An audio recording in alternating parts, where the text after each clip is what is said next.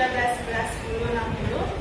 Saya Citra Rizky Simanjuntak dengan NIM 212411010. Saya Vika Salsa Glamat dengan NIM 22111111018. Adapun tujuan kami memilih strategi ini adalah karena strategi ini memiliki keunggulan sebagai berikut. Yang pertama, guru dapat mengontrol dan mengetahui sejauh mana siswa itu memahami materi yang disampaikan oleh guru.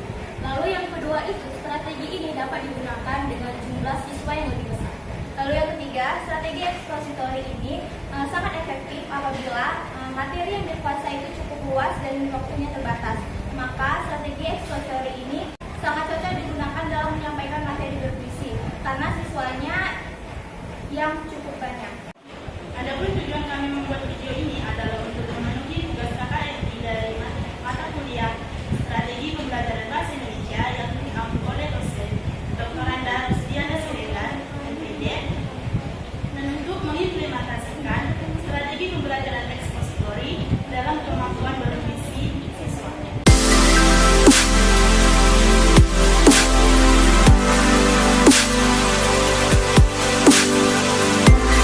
Baik, selamat pagi anak-anak. Selamat pagi, Bu. Perkenalkan, kami dari Universitas Negeri Medan akan mengajarkan kalian tentang puisi. Sebelumnya, perkenalkan dulu, saya Indah Rosadamani. Saya Citra Rizky Simanjuntak. Saya Vika Salsa Glamat. Kalian semua bisa memanggil kami dengan kata Ibu. Hai Ibu. Hai Bu. Sebelum kita mulai pembelajarannya, alangkah baiknya kita berdoa dulu. Putri, silakan pimpin doa kita. Oke, baiklah teman-teman. Sebelum kita memulai pembelajaran, lebih baik kita berdoa terlebih dahulu. Doa dimulai. Doa selesai.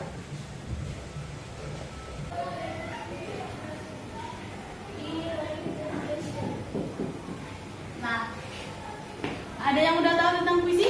Belum. Baik, Ibu akan menjelaskan ya. Di sini puisi itu artinya sebuah tulisan yang kita tulis sendiri dengan ungkapan perasaan melalui rima dengan larik dan bait. Selanjutnya, tentang unsur-unsur dari puisi itu sendiri akan dijelaskan oleh Ibu Guru Vika. Oke, Ibu Guru Vika, saya silakan. Oke, di sini Ibu akan menjelaskan unsur intrinsik dari puisi. Unsur intrinsik dari puisi terbagi menjadi dua, yaitu unsur batin dan unsur fisik.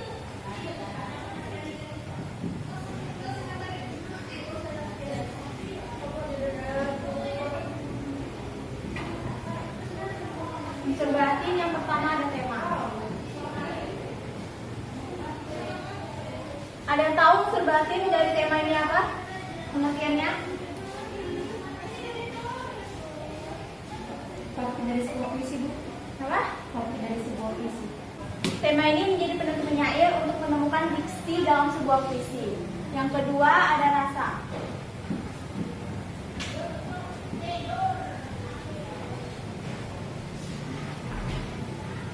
Rasa adalah ungkapan atau ekspresi penyair kepada sesuatu yang dituangkannya dalam puisi. Jadi rasa ini sangat bergantung pada puisi yang akan dibuat oleh penyair.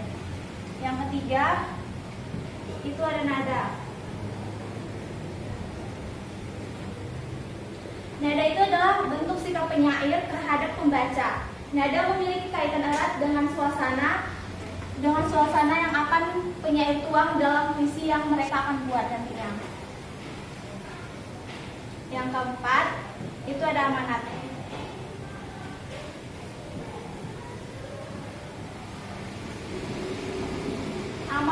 Amanat ini adalah pesan yang ingin disimpulkan oleh penyair dalam puisi yang mereka buat nantinya. Baik, Ibu akan melanjutkan materi. Habis unsur batin, ada unsur fisik.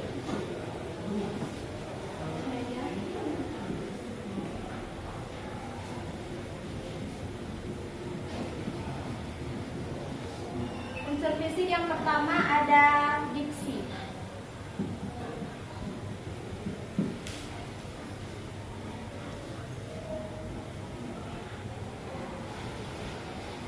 Diksi ini adalah pilihan kata dalam puisi.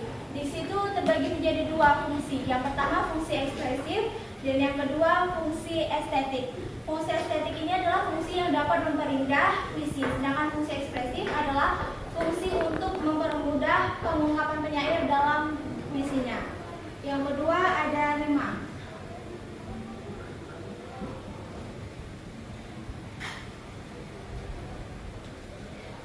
Rima adalah nada atau bunyi yang akan diungkapkan oleh penyair dalam puisi yang mereka tuangkan. Yang ketiga ada tipografi.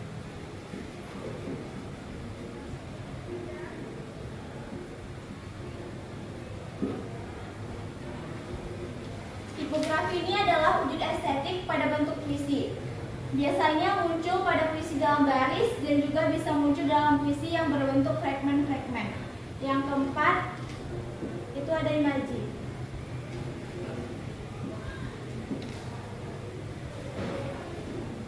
Imaji ini adalah di mana penyair juga sering menciptakan pengimajian atau pencitraan dalam puisi yang mereka tuangkan. Yang kelima itu ada kata konkret.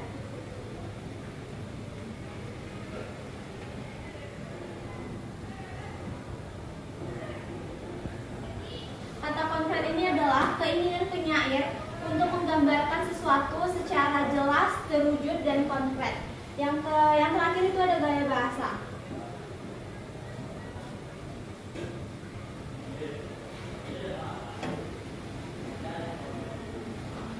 Gaya bahasa ini adalah cara penyair menggunakan rangkaian kata dalam mengungkapkan sesuatu di puisi yang mereka akan buat. Baik, setelah Ibu jelaskan dari unsur ekstrinsik puisi, unsur batin, dan unsur fisiknya, siapa di antara kalian yang bisa menjelaskan di antara kedua unsur ini?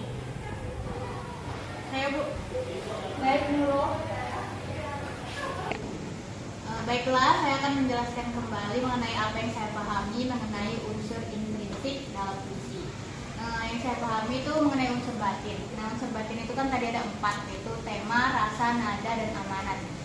Jadi tema itu merupakan gagasan pokok yang digunakan penyair untuk membuat puisi. Kemudian rasa, kemudian yang kedua itu ada rasa. Rasa itu merupakan ungkapan atau ekspresi dari penyair terhadap puisi yang akan dia buat. Kemudian yang ketiga itu ada nada. Nada itu adalah bentuk sikap penyair terhadap puisi. Dan yang keempat ada amanat. Amanat itu adalah pesan yang disampaikan penyair terhadap puisi yang dibuat. Intrinsik pada puisi. Terima kasih. Baik, terima kasih Nurul karena sudah menjelaskan unsur batin dari puisi. Sekarang materi selanjutnya adalah unsur ekstrinsik yang akan dijelaskan oleh Bu Citra. Mari Bu, dipersilakan dulu. Oke, di sini Ibu akan melanjutkan materinya yang mengenai puisi dari unsur-unsur tersebut. Ada unsur ekstrinsik. Nah, unsur ekstrinsik ini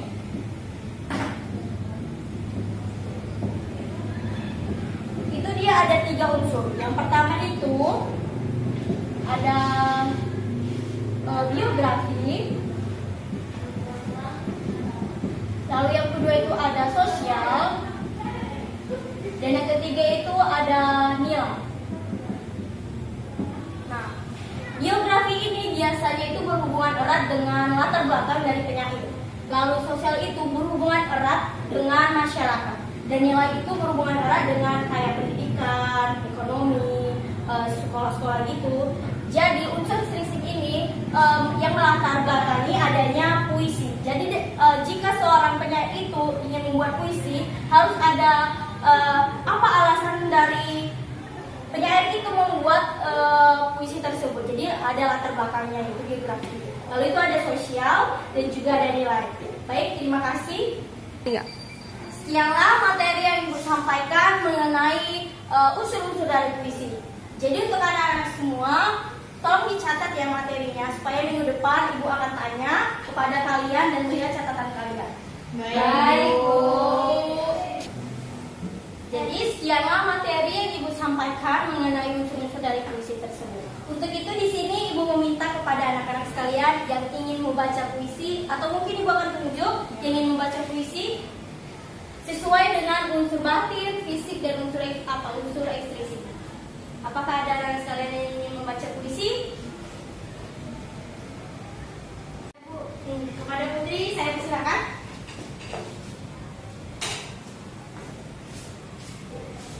Aku ingin Maria Sapardi Djoko Damono.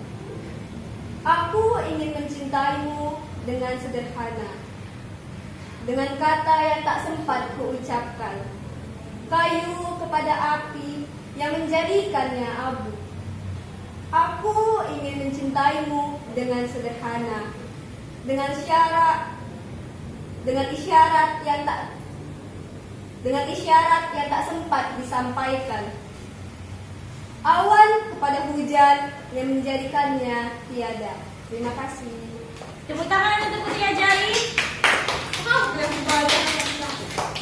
Baik, sekianlah materi yang Ibu ajarkan bersama rekan-rekan Ibu sekalian, yaitu mengenai puisi, dan itu pembagiannya ada unsur intrinsik dan unsur ekstrinsik dalam puisi. Terima kasih anak-anak semua.